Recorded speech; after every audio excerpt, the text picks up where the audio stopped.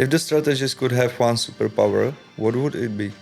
Oh, self-love. I believe also that marketing industry is pretty much like an ego game. That a lot of strategists believe that their clients are too scared to do interesting work. We are trying to make things so complicated and complex because that makes feel client that it's more smarter than the other stuff, because the simplicity from the first sight doesn't look smart when you are not smart enough to understand it. I play with ChatGPT, but I'm a writer, right? So for me, using ChatGPT doesn't make me feel good. Prediction shows that people expect actually 70% of the content will be AI generated in the next 2 years. I published that book. I've sold about 8,000 copies. I remember when I was buying that, you actually pushed me to buy it from Australia because I wasn't able to buy it from anywhere. Thank you so much.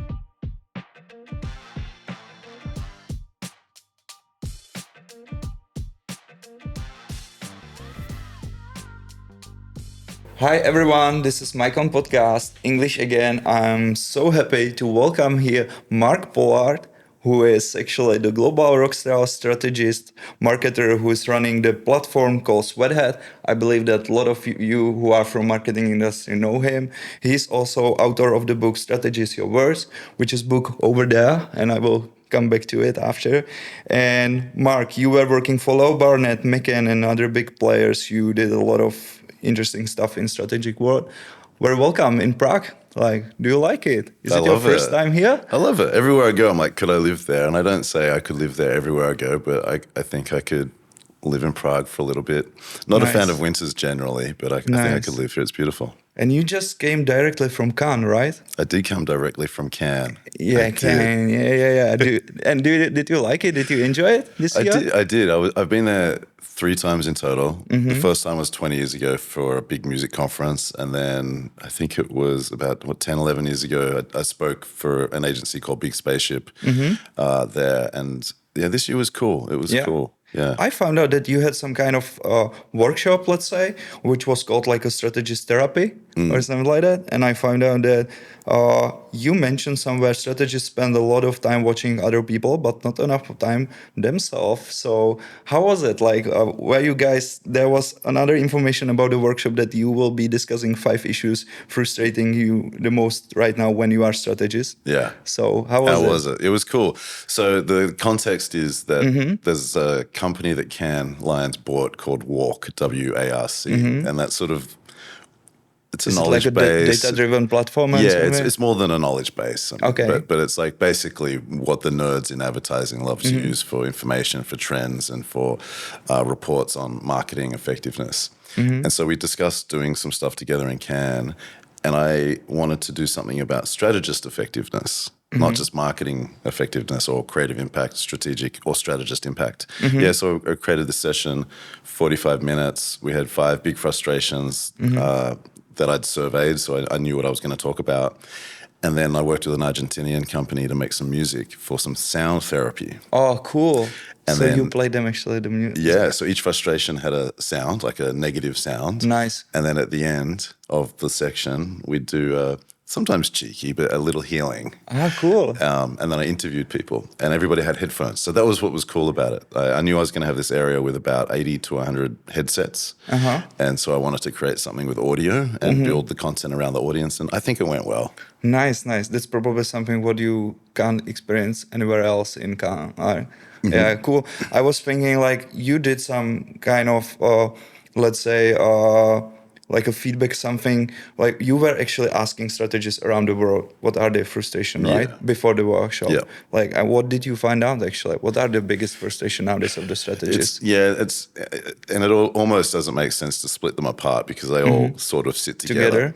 But the biggest one is that a lot of strategists believe that their clients are too scared to do interesting work. So that's the biggest one. And then 2 and 3 work together, which is a lot of strategists don't think they have enough time to do their work. And they think they have too big a workload. So they're together. The 4th one connects to this as well, which is a lot of strategists don't feel that their work is valued. And I've seen this over the past few years since I've been doing surveys, there's some skepticism towards the industry and sometimes also towards capitalism. So the 5th big frustration was that a lot of strategists feel that the industry is toxic. Yeah, I can agree that actually. As someone who is strategist, and even like before I became CEO of advertising agency, I was like in strategy 4 years or something, and I was surprised that you are probably one of the first person who is actually helping to strategists to teach practical thing from the marketing perspective, but also from the perspective of psychology of doing this job and being afraid of the, I don't know, all these imposter syndromes and things like that. Like, Yeah. Well, there's a few reasons for that. One reason is that, and maybe this is my insight as a teacher, I believe that the best or one of the best ways to teach strategy is to get people to study themselves.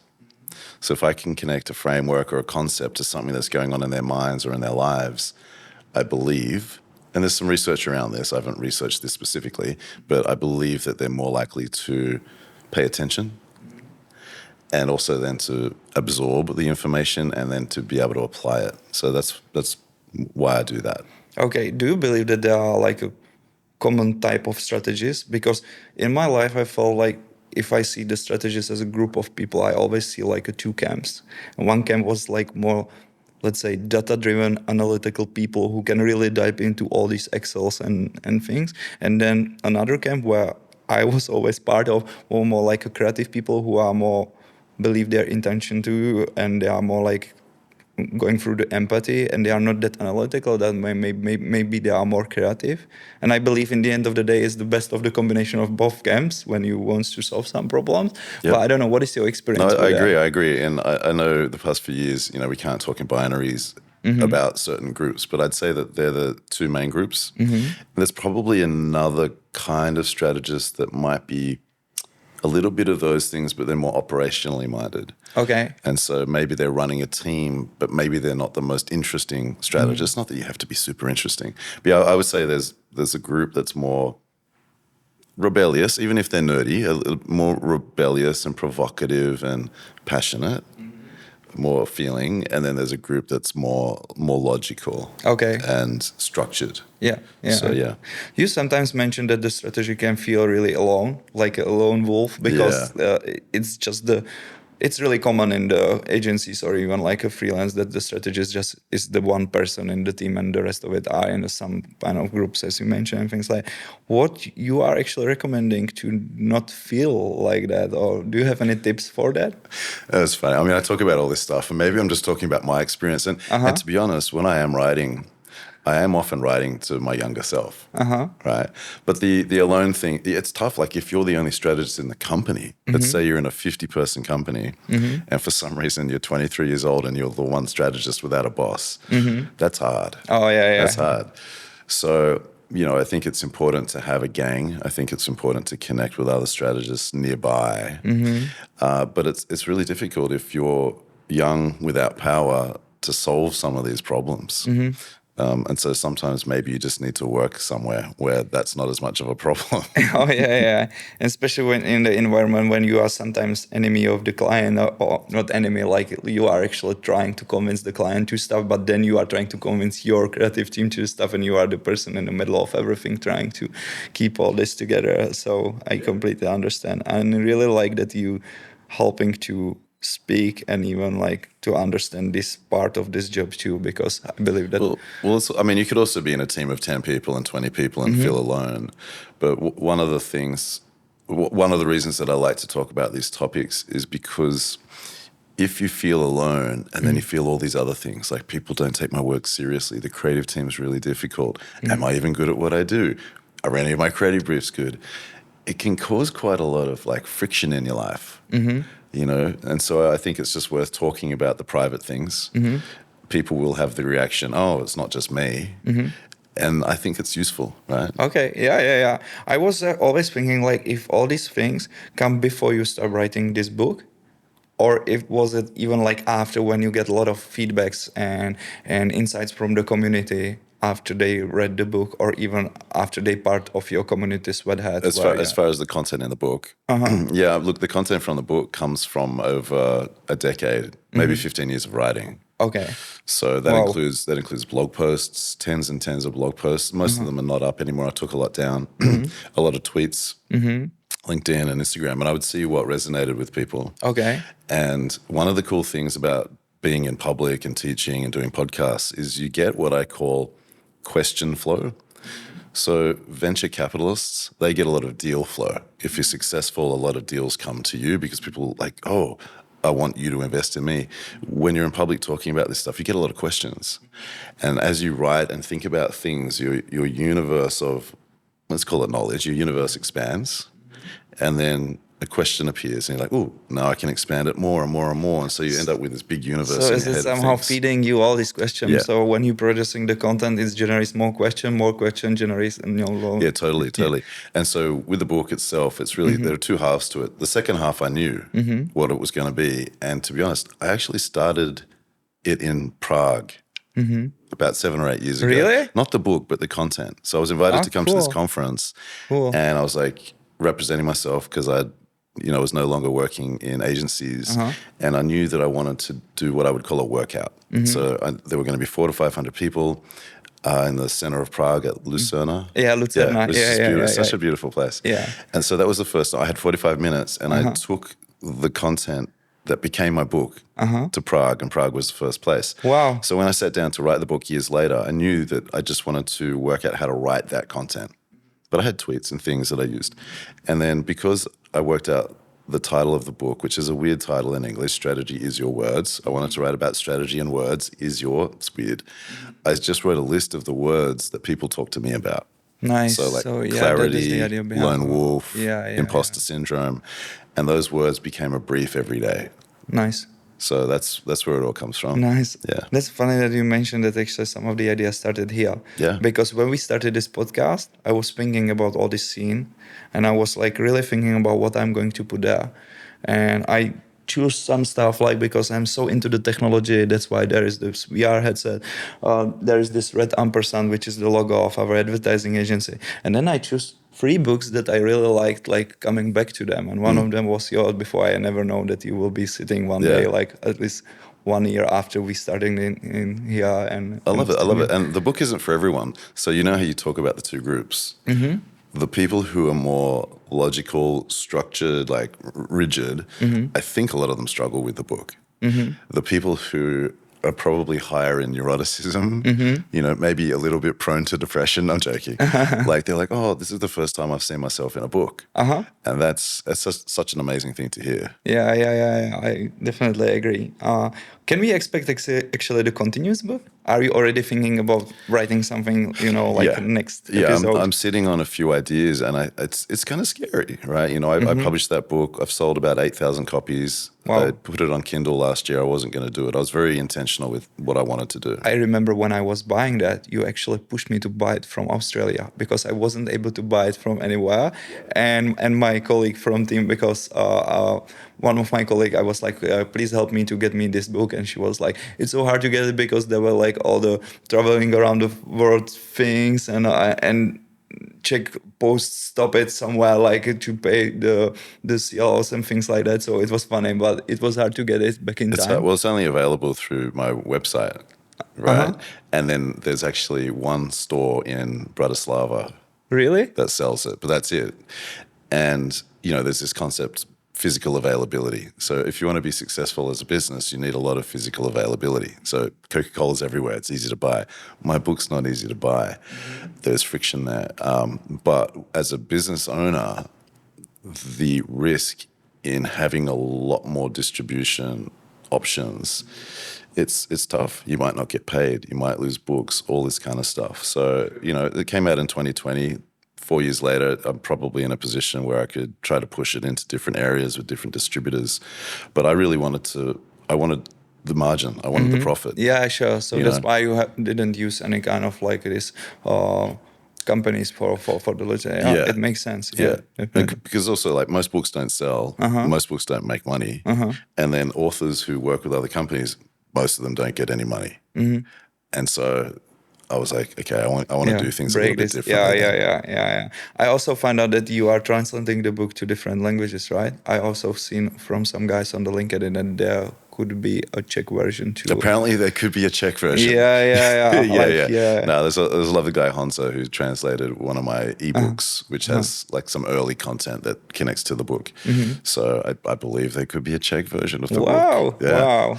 Yeah. Cool for the next generation and for the other ones who are going to. But I love to actually read it in English because the essence behind and everything was more like I can't imagine some parts to be translated because then it can lose a little of the magic which you put it in. Yeah, I mean, there's a certain style of writing. So I'll get into some absurdism. And then I'll use direct short sentences. I sort of mess with the rhythm of things, and that might not work in every single language. Oh yeah, I agree. But let's hope it does. Yeah.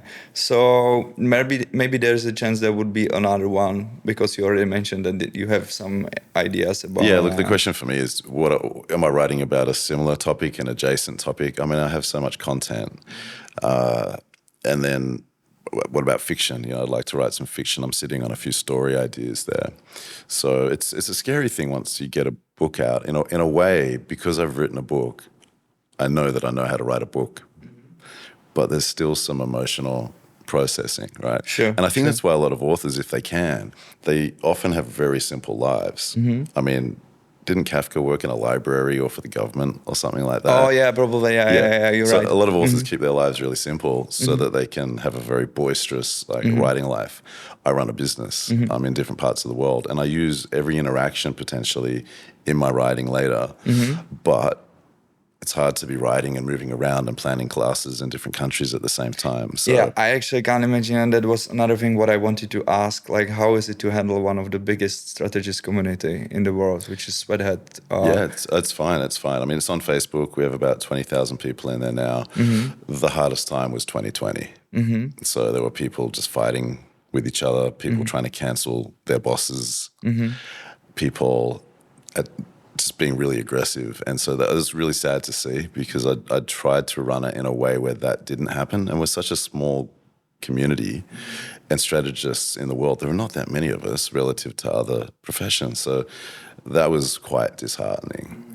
But otherwise, it's fine. And it's beautiful when I get to travel and meet people who have used it, and especially people who don't have other people around them. So that's a beautiful thing, yeah. Yeah, is it even possible to be in? I mean, like you producing a lot of content, you're doing podcasts, you're doing videos, you're putting social media posts where you put your ideas and things like that. Sure. Yeah, I was just wondering, like, how many people actually typing you directly, into the direct messages and things like that? Because when I was writing to you, I was like, if I get even chance to get your attention in your direct messages in your Instagram, because I can imagine that a lot of people from the community asking you for some stuff or trying to reach you directly. And I mean, I'm not that big, but yeah, I read everything pretty much. And like the most DMs I had, it depends. Like sometimes I'll do automations.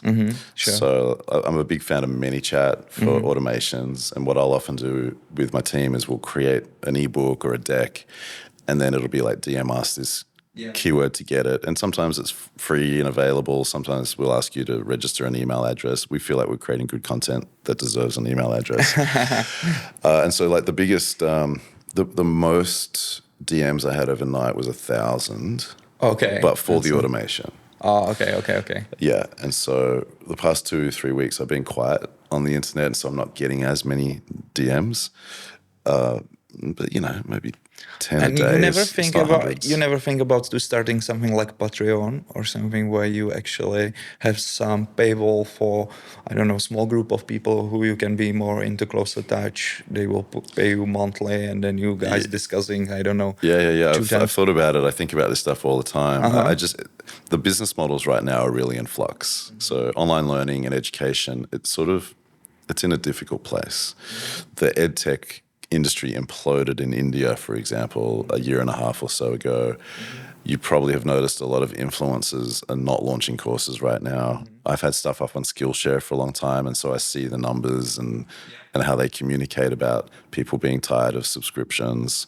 There's just a tightening of the economy, especially in the US right now. And so with Patreon, we could kind of do it, but it's sort of, I have this B2C business, but it's B2B as well. And it's not like I'm a YouTuber, Oh, yeah. making amazing videos about history. Come support me in my mission. So I haven't quite worked it out, but I'm definitely thinking about a bit of a shift in the business model for 2025 for sure. Yeah, it's completely different strategy than when you're producing some online courses or academy or something, when you are doing this Patreon thing or something, when you need to have this commitment to upload enough content or put there like enough meetings or something every single month to keep them subscribed and things like that. It's a little bit different strategy. It is different, yeah. Yeah, but it could be interesting too. But because I've seen like with all the Skillshare or how is it called, like Masterclass and all these websites, that it's like it blows like last 2 or 3 years, a lot of projects like that, and it's even hard for, I believe, strategists to find out like where to actually start, which was my another question. Like if I am nowadays like person in advertising or whatever who and wants to start become a marketing strategist, where would you start actually? From a learning point of view? Yeah. Like, from any point of view, like when you have so many options, like from YouTube, from guys like you to get some like basic information or the first decks or whatever. So what would you do actually? I mean, if you're not in the industry at all, that's a tough question. I mean, you want to expose yourself to the strategy zeitgeist. Let's say you are maybe like, I don't know, young account manager or someone who wants to do this next step to become more like a strategy guy. Yeah, well, hopefully you can learn from your own company.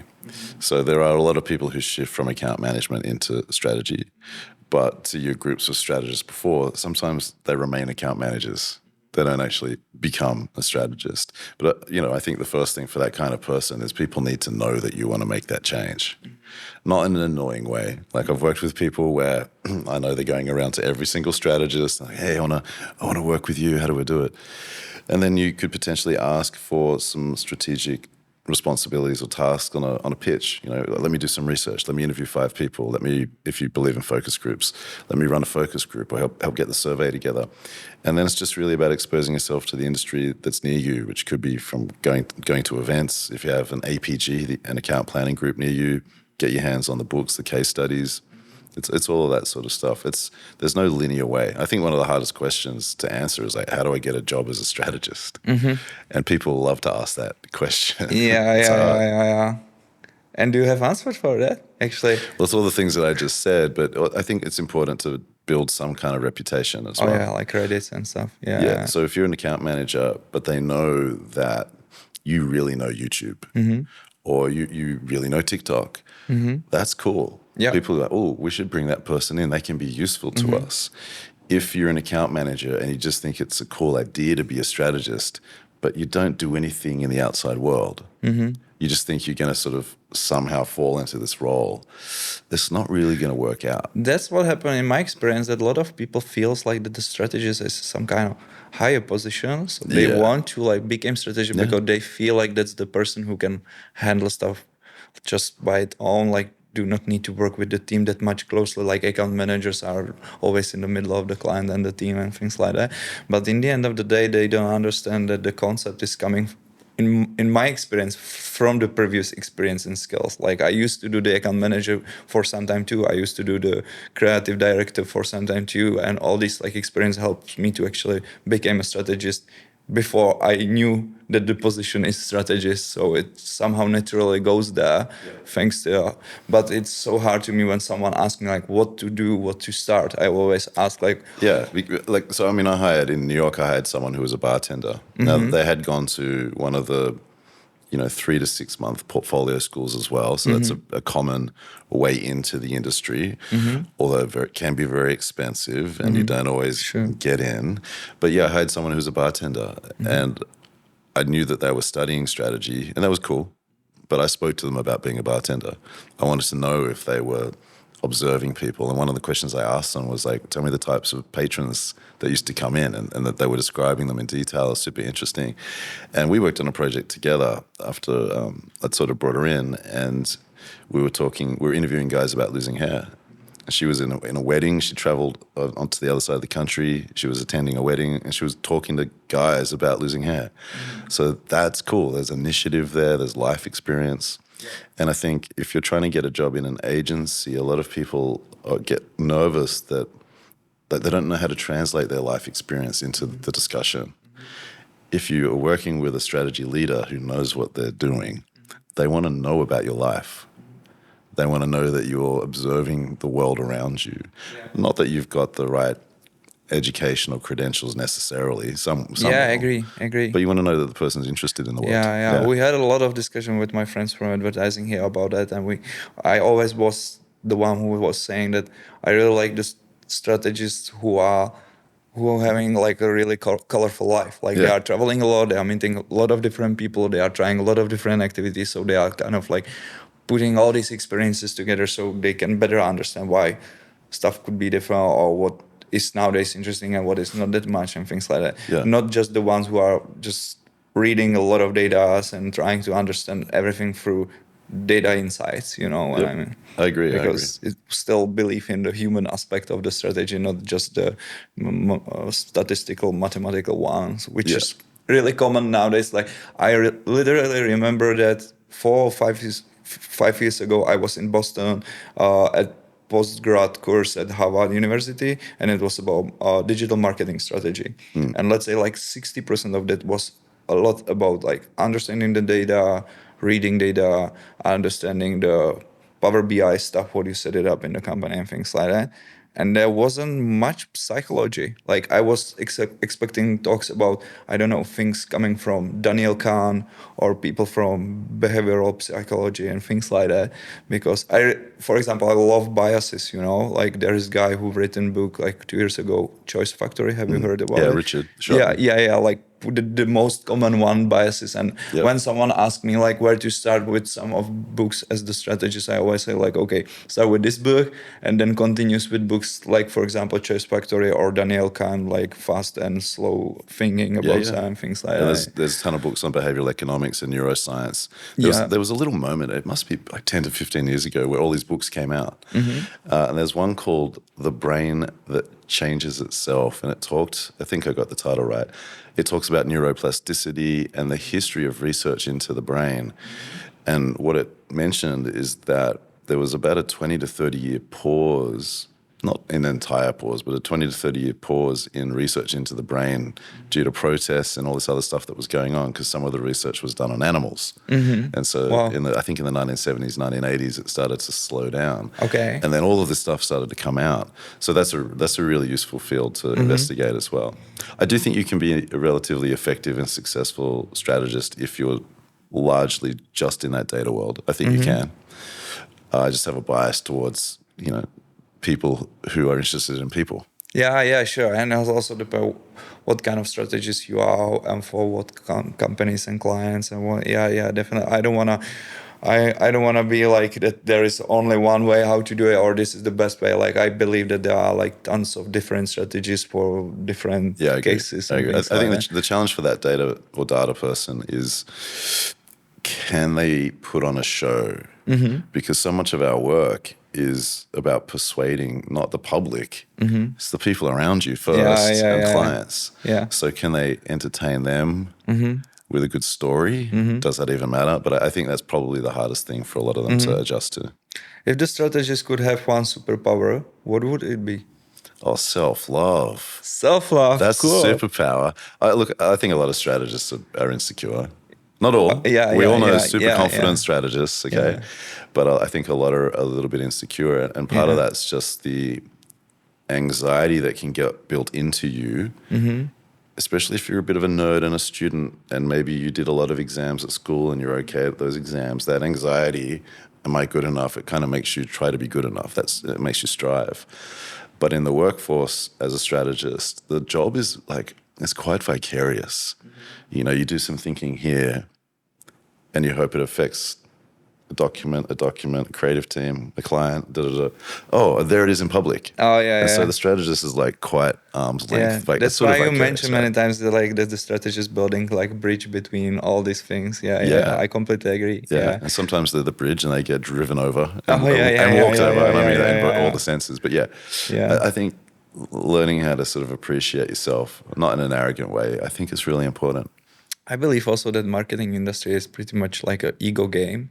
because when I compare that with my friends from the different industries, most of the time they are really like dealing that the KPIs are the money, whatever, something, like building startup, you want to sell it or you want to make this company to survive ages. But in marketing industry, we also need to do all these financial KPIs and things like that. But then we have all these like creative competitions, which are another part of story and not always related to being most efficient by the sales or by the KPIs doesn't necessarily mean to winning clients. I think that's shifting. I think that's going to shift a little bit. There's more pressure on effectiveness. That's true. I think it's coming into play. So creative effectiveness will be more of a thing in more festivals in the years to come. But also, there's research that shows that creativity and narcissism correlate. Yeah. Right. Really? So if you think about it, someone who's creative, they have to think about themselves. Mm-hmm. And then they have to think that they're special enough to put things into the world. Mm-hmm. So that's just how it is. Mm-hmm. You have to be narcissistic to be creative, right? That's true. It doesn't mean you have to be a toxic, horrible narcissist, but they exist in the industry too. What is the common mistake you believe that the strategists nowadays do? What is the most common mistake? Like, what do you see from your perspective? I think, it's kind of a combined thing. I think there's a lot of, let's call it reporting. So people they do some research, and then their strategy is just a report. Oh, I get you. And connected to that, what this means is they're not asking provocative questions enough, and then they're collecting information. Because in a lot of these companies, there's a lot of pressure to have a lot of data, to have a lot of information. But that's not strategy, that's reporting. To me, strategy, in the context of advertising at least, there needs to be a lateral leap. Help me see the product, the brand, myself differently.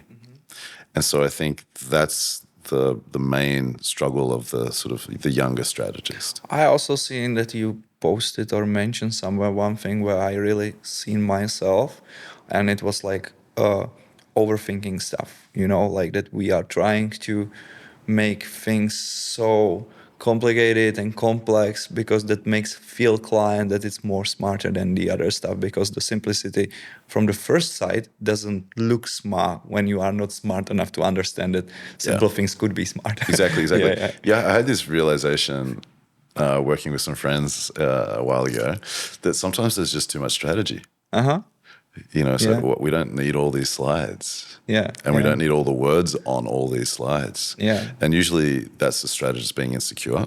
It could be they're arrogant and they're like, I have all this information that I want to lord over you, but often it's insecure.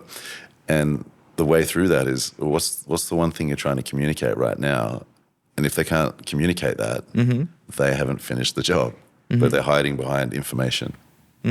Yeah, agree. And I believe that when the initial idea or initial thing is not strong enough, then you feel insecure and then you're trying to build all the ecosystem around it to make it all look smart. As opposed to making that one sentence stronger. Because it's so hard to come back into the initial idea, like the heart of the thing, and make it, But that's an egoic reaction.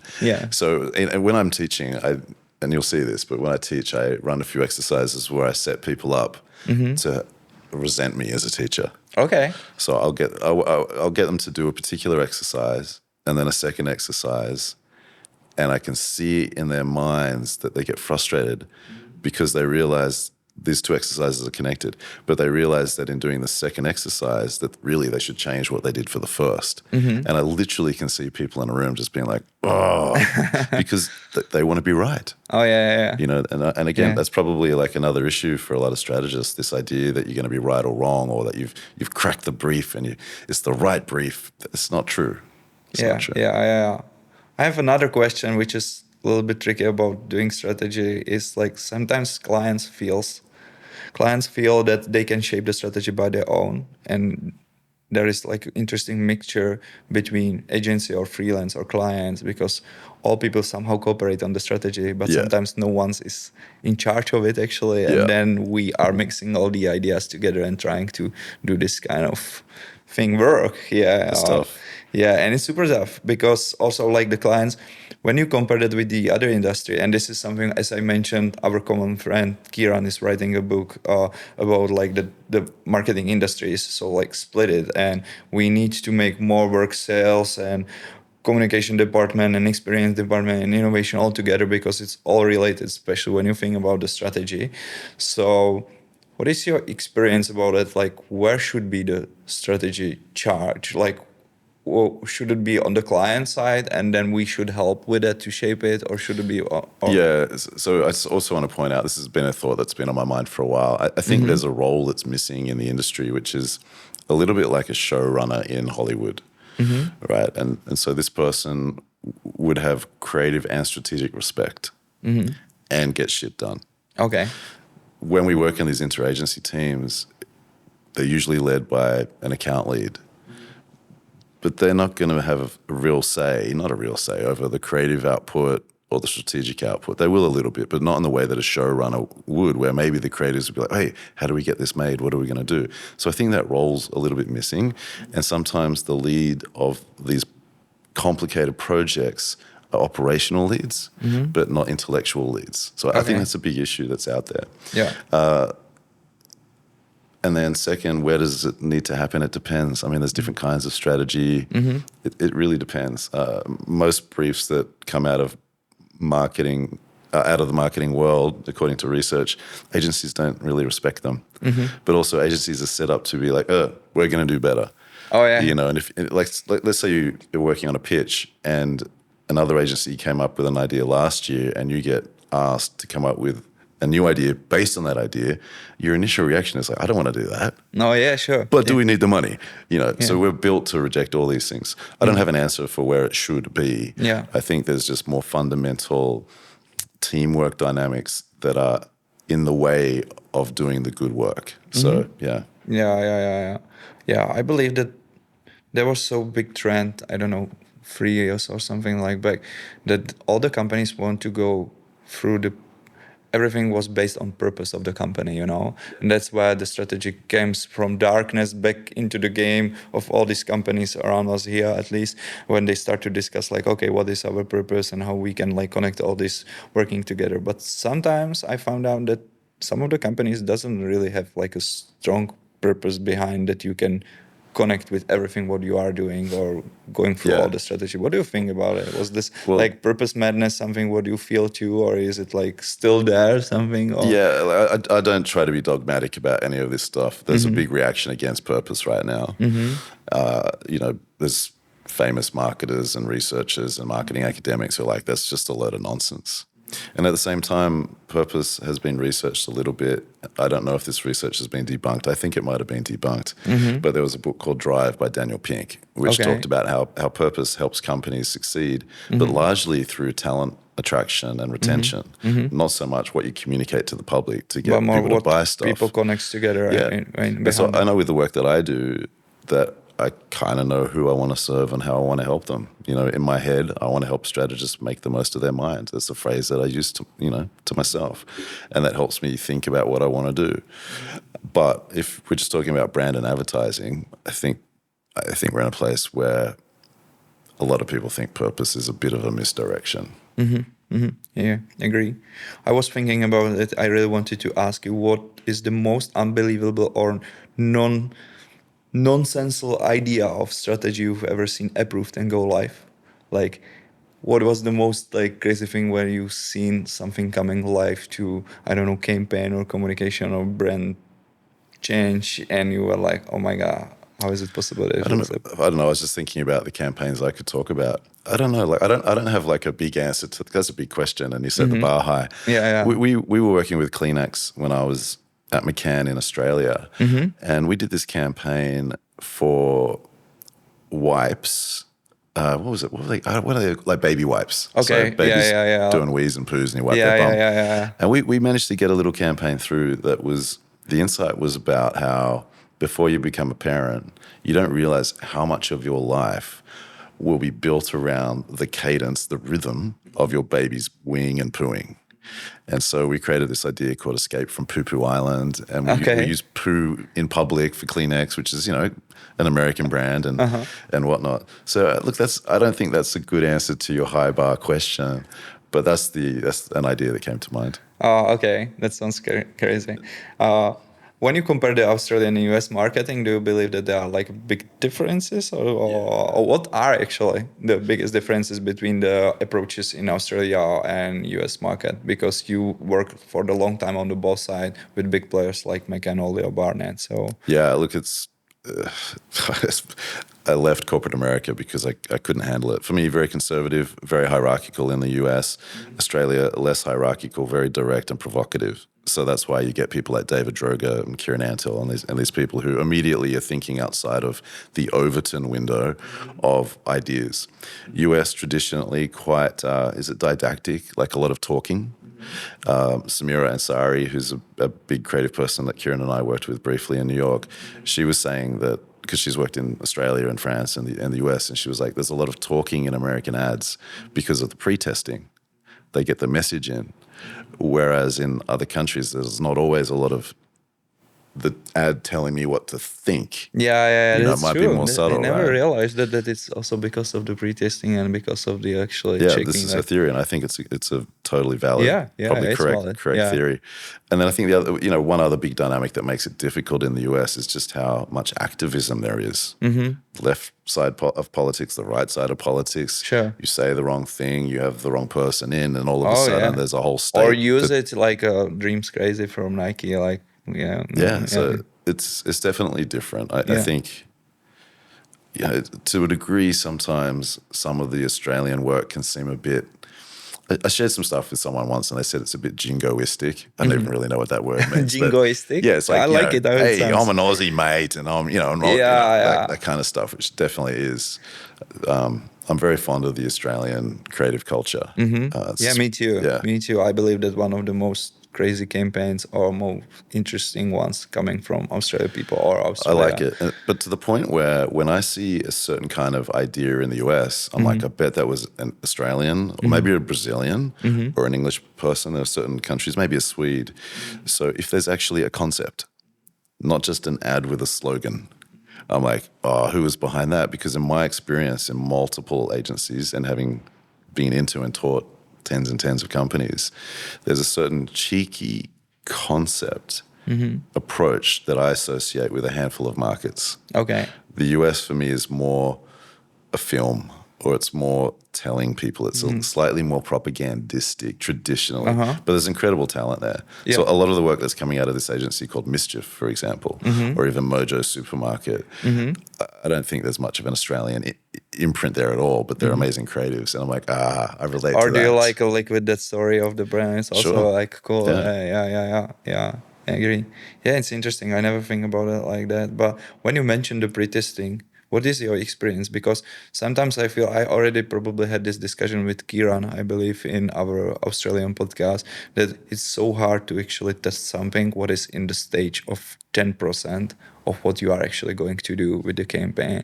That's why I'm so skeptical about pre-test. And sometimes I even feel it makes us to do average stuff, because in pre-testing it's much easier to do something average, which is more like describing what you want to make people feel, like you mentioned in the US ads, which are, I'm not saying that US ads are average, not at all, but I'm just thinking about how the concept of the pre-testing. I like pre-testing of the hypothesis and things like that, but not of the creative concept. But maybe you have different opinion, or what do you think? I mean, look, I'm not close to pre-testing anymore. I used to do pre-testing in focus groups and stuff years and years ago when focus groups were a thing. When it comes to more, is it right to say this, quantitative pre-testing? I mean, there are companies like System One that I think they have an amazing database. They're doing a lot of interesting publishing online, especially on LinkedIn. I think they're probably worth paying attention to. The way I would like to work is I would like to create for a brand, or this is how I do it for myself as well, create a lot of content, low stakes content, see what works, and then you put money on the stuff that works and try to turn it into something bigger. So the stuff that works graduates. It sort of fights. Is it something like nowadays it's called like a evidence-based marketing, that you are actually testing? Sure, it's evidence-based marketing, but that's not really what I'm talking about. Like you're using evidence, but you're making content fight against each other to graduate into a the spotlight. Okay, cool. So it's a different mindset. Do we think that we are obsessed about the data justification of everything? Like when we mentioned that. I mean, you have to be, there's so much data out there, you have to be obsessed with it. But I can tell you that when I've worked as more of like a brand strategy consultant with companies, typically the conversation involves them saying, we have so much data from our companies and agencies, and we have so many strategies, we just want something on a page.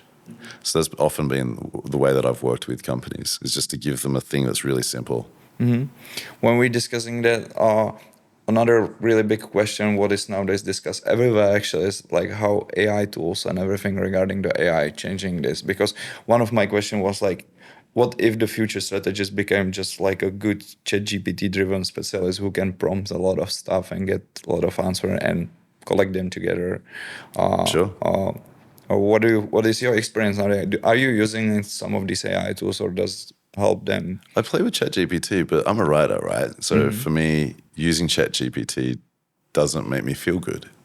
But I'll sometimes do it. I've used it to analyze research I've done, and I'll feed it some of the interviews I've done and ask it to give me 5 or 10 categories of a certain thing. It's kind of useful there. It's helpful. But at the same time, I love doing that work myself. And there's a little bit of research that shows that the AI tools that are out there right now, they help someone who's new or not good be mediocre. Yeah. Or be okay. Yeah. Right? But a lot of experts aren't finding the benefit possibly from the time they put in.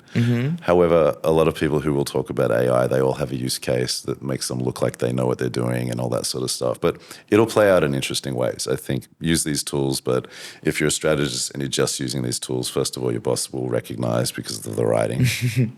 And also you're not training yourself in critical thinking. So what's your job going to be like in 5 years' time? Because you're probably not going to have it. Yeah, true.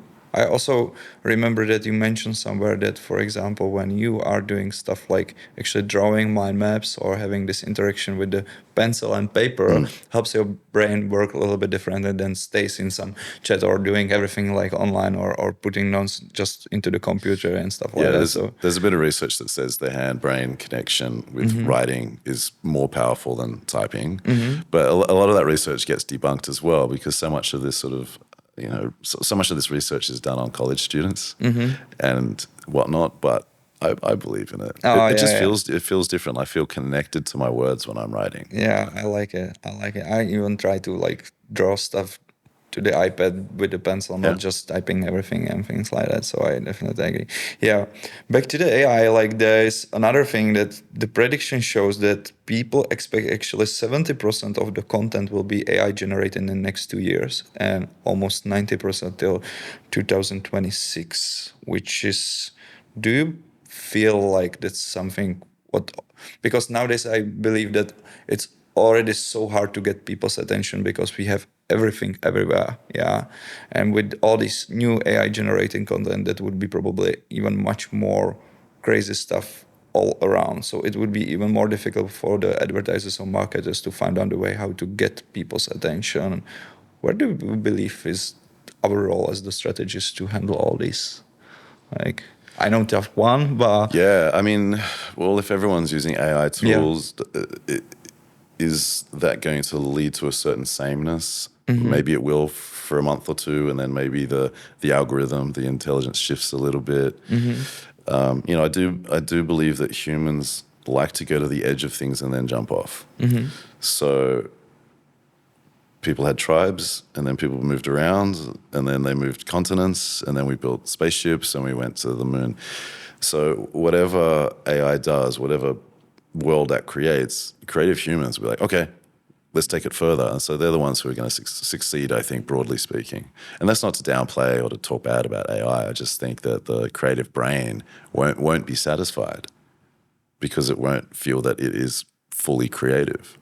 So it will be an interesting few years for sure. Yeah. I'm so wondering about how the AI will try to actually pretend the creative part of the human works, because people were always asking me, like, if the AI using the data, it's able to actually produce stuff which could be successful in the average way. But when you want to come with something what never happened, like something like, I don't know, Gangnam Style song or something what wasn't really related to some data set of previous successful projects like which are similar, if the AI can simulate it too, and unfortunately can, because it's again another data and there are already existing examples of kind of anomalies or something like that. But the biggest risk is the word average, and we talked about mediocrity briefly earlier.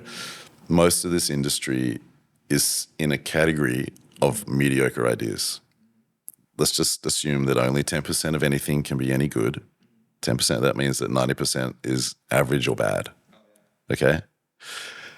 Now, if AI is able to make people happy who are in that 90%, that's great.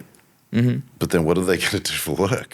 And so for me, the real issue in this industry is the lowering of standards. Because the lowering of standards makes you easier to replace and it makes it harder to charge money. So that's the real issue here. Oh, okay. I got it. Cool. Do you have any experience with AI avatars or something? Because when you're running huge community, there is a big chance that you would like to use some of the AI tools to help you with the community. For example, like your AI avatar of Mark, who will understand some basics, like you using the Like automated chat nowadays. Yeah, look, Yeah. I mean, look, this is not original, but I've been thinking for the past year, do I, feed my book into a thing and train something to act a little bit like me? It is funny. There was a computer test. I don't think it was the Turing test. I've forgotten what it was called, but there was a famous computer test where there'd be a jury. There'd be a jury, and programmers would try to program a bot to test whether the jury thought it was a real person or not a real person. Okay. And I believe the first winner, or maybe the only winner, I could be getting all of this wrong. Maybe I made it up.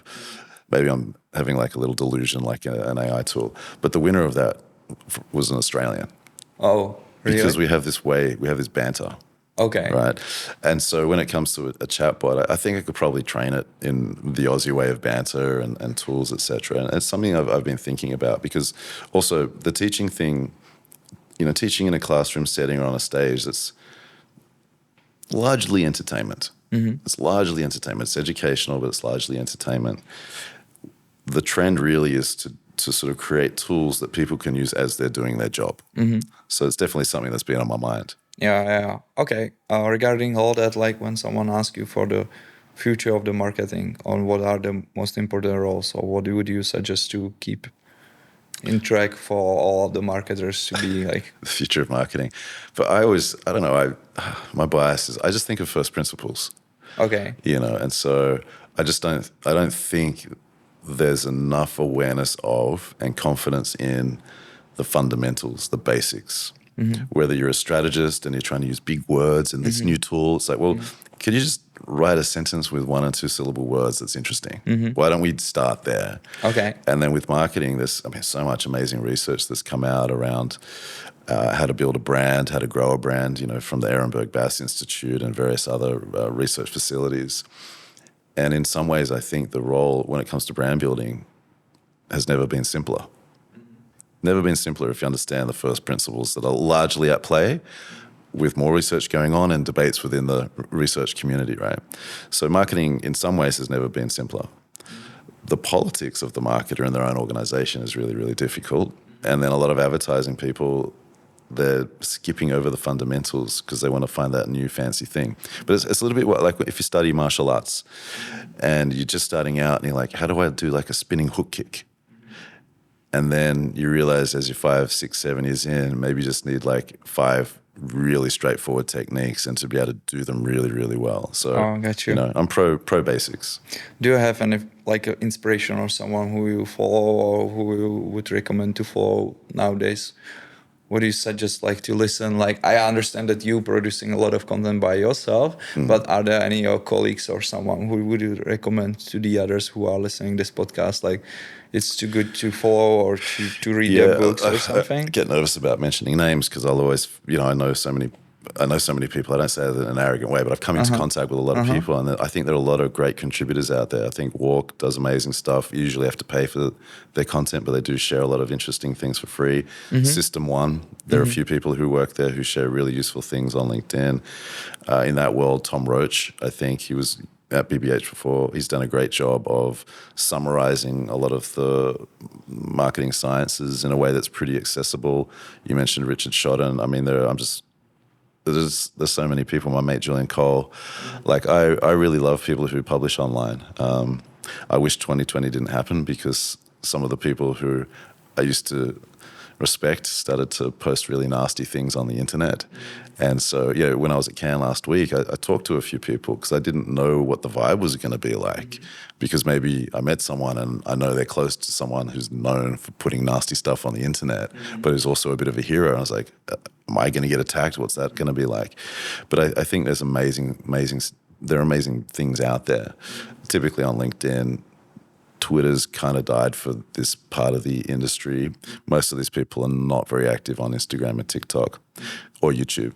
What has been interesting, however, is watching some people come through TikTok as like brand experts. Often they're 25 years old. I don't know how I have the confidence at the age of 25 to pretend you're like the best branding expert in the world, but there's stuff like that coming through on TikTok. And then, there's sort of that Chris Do world especially on YouTube. He's on a lot of channels as well. There's that Chris Do world, the future, that's also brought together different kinds of people into conversations about strategy and creativity. So it's interesting out there. Yeah, you mentioned an interesting thing that really, like, on the TikTok, there is a possibility that everyone who knows something can try to pretend to be like a professional in this thing. Which is great. Go for it. Yeah. I'm just being, it can bring some new ideas on the table and things like that, but people just need to be aware of more critical thinking, like what you are listening or what you are not, and how you're comparing stuff. I don't judge any of that. I've been experimenting quite a lot this year with TikTok, YouTube Shorts, and I've been on Instagram for ages, and LinkedIn. LinkedIn's tough right now. I'm sort of feeling a bit demotivated about LinkedIn. I need to find my LinkedIn energy again.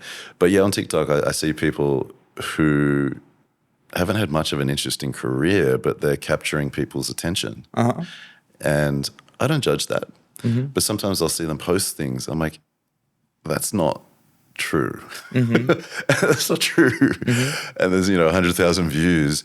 But I'm like, I don't know, do you? If you're having fun and it's working for you, great. But I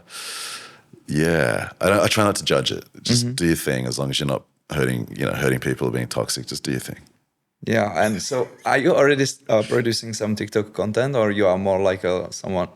Because most of the time I see you on Instagram, but I should have gone into TikTok in I guess 2020, right, when it popped, because everyone was at home all the time. So TikTok, I've been experimenting with my carousels, and then I've been playing with other content topics, such as what I call comedy. I just film things I'm thinking about, at my daughter's 16th birthday, or in New York, I was in this cafe outside, and this lady was doing therapy on her phone next to me, and I felt like my body reacted. I was like, oh my God, this feels traumatic for me. And so I filmed myself like looking around with my eyes, and you can hear her voice, but she doesn't say anything, but you can hear her voice. She doesn't say anything sort of revealing. And I just put a funny sentence on it. And that on Instagram has reached like 1.6 million people. Now, I don't have a business model around comedy, but I'm experimenting. And then the other topic that I get into is hair, because I had a hair transplant in Turkey last year. I saw that. Yeah, I saw that. It's been so interesting. Like, I wasn't going to talk about it, and then I was with some agency people in Turkey, and they found out because someone phoned them to reach me, and I was like, oh, now everybody knows, in the people I knew there. And so I decided to talk about it. And so I've been running experiments on different platforms. And one is I created a hair account on Instagram. It has about 100 followers, but the videos reach tens of thousands of people. So people don't really want to follow an account of a middle-aged dude talking about hair, but a lot of guys are researching. So that's been really interesting. Interesting, right. TikTok, when I've spoken or when I've had videos with my face in them, they don't tend to do very well. My carousels are doing okay. I think in the past 2 months, I'm at like 2,000 followers or something. sometimes my content doesn't fit in the categories well. I don't know how to get the content categorized, which I believe is important on TikTok. So sometimes I'm missing some stuff.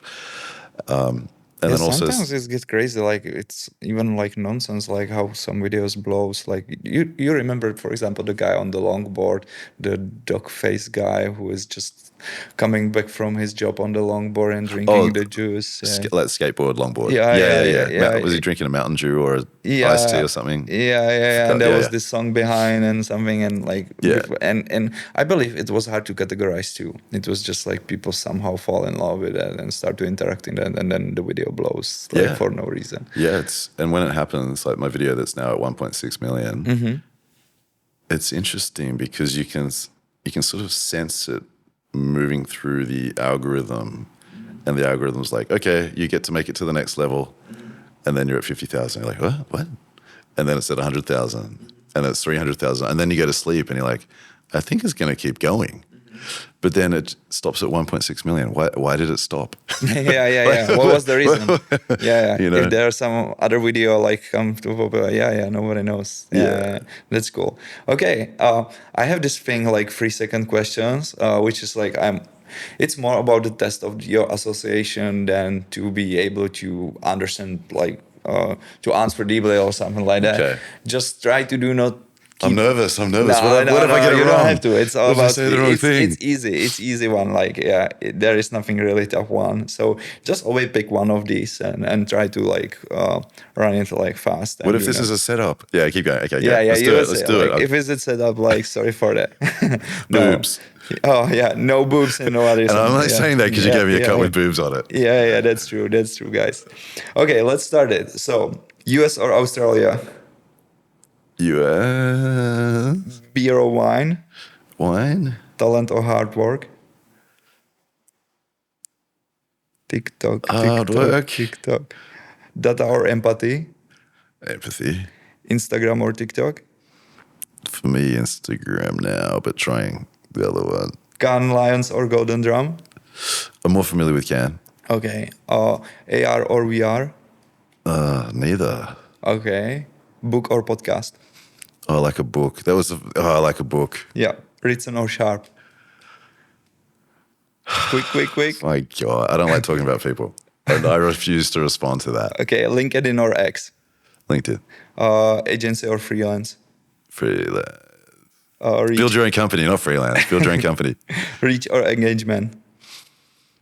Engagement. Account or creative? Creative. Gen Z or millennials? Oh, Gen Z is interesting. New hair or don't care? New hair or don't care? Yeah. Oh, new hair. Cool. Thank you. You did it. You did it. You just skipped one answer. Written or sharp? Like it wasn't that. Like I mean, like everyone has. You probably like both of them, right? Or you understand their concepts behind. Or yeah. Look, they've both made incredible contributions. Yeah. And it's kind of part of the game to be like against each other. I know, but I don't like it because that stuff blew up in 2020 and it was horrible. Mm-hmm. And there are people who've taken their courses, studied with them, who try to get them to behave in horrible ways to other people on the internet. Really? Like, like 24-year-old girl talking about brand, and it's like, hey, academic blah blah, look at what this person's doing, and then all the middle-aged white dudes like, well, you don't even understand brand. It's like, shit, freaking 24 years old. Okay. So I prefer not to sort of get into the gossip of all of that, but they've made amazing contributions to the field. Absolutely. Yeah. And they don't necessarily encourage that behavior. Oh, they have, they have. Mm-hmm. I don't think it's okay. Oh, yeah, agree. Cool. And the camps, one versus the other, makes it worse. So that's why I didn't want to give you an answer. Yeah, that's true. Okay. But amazing contributions, okay? Yeah. I'm just thinking about which one was another one where you stopped for a while. And they're tough binaries. They're tough binaries. Like you need engagement, but you need to reach a lot of people. Oh, yeah. So you need both. True. That's true. Yeah, but some of the market has more like engagement. The USA versus Australia. I love Australia, but I probably see myself living outside of it for most of my life because what I love doing, I don't know if I could feed myself and my family in Australia doing what I want to do. I used to publish a hip hop magazine, an underground one, in Australia.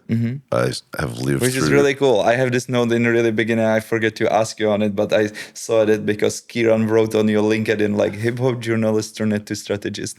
So I was like, did you really? Yeah. So I did that, but it died, right? Because it's a small market. Talking 22, 23 million people in a massive country with high taxes, high cost of living. Yeah, crazy. And I was doing like a full color underground hip hop magazine with a CD, and for a few years a CD-ROM. While working a job. Okay. And so I've seen that die, and I know that my interests and tastes, they need a bigger access. Sure, you could do it through YouTube, you could do it online, but there's definitely something about proximity, geographic proximity. Being in New York, I could get to many places in the world within a day, half a day. Australia would be a couple of days with massive jet lag and very expensive. So I love Australia in a lot of ways, and I struggle in the US. A lot of culture shock. I travel around there a lot, and I don't really visit cities and think, I could live here. Austin's interesting, for example. There are places that are interesting, but not in a way where I feel at home. I also believe that the New York City is kind of hub of international marketing for many different companies. Because, for example, our trouble here in Europe is like even, for example, London is also kind of hub for a lot of European companies. In the end of the day, Europe is crazy puzzle of different cultural languages, markets, currencies, whatever, history and everything. So you can't even run efficiently like European campaign. Most of the campaigns are split to the market and localized, at least part of them and things like that, which makes the budget and all these things super inefficient when you compare that with the US, where you just run advertising through the US and then you do Super Bowl in the end of the year, and you are pretty much sure that all people, even they are not same intelligence, same political opinions and things like that. In the end of the day, they understand English, they understand the US context, they understand the Super Bowl game and things. So, there's not a ton of, there's not like a ton of adaptation or localization that happens. Maybe a little bit, but not compared to Europe.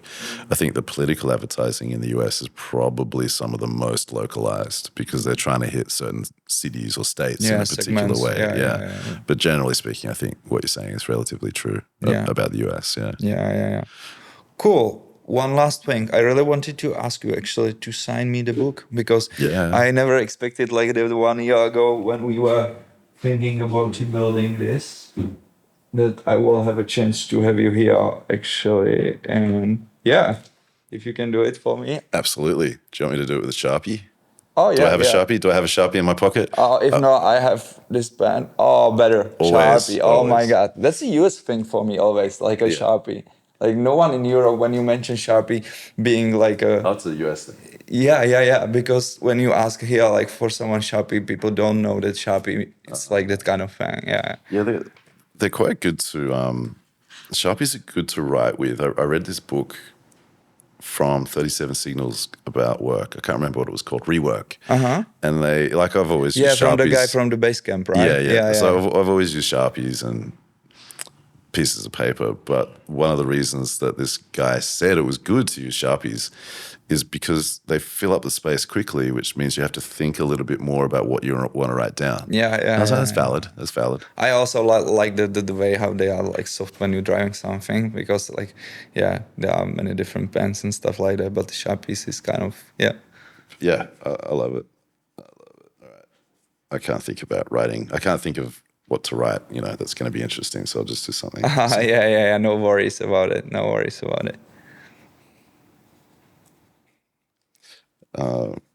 I published this in 2020 when the world was pretty locked down. And so I didn't really sign many things. And then I had a friend who's an academic and an author. Thank you so much. I gave him the book, and he's like, "You didn't sign it." I was like, "Well, I thought that would ruin it." So that, I'm still getting used to that. Yeah. No worries.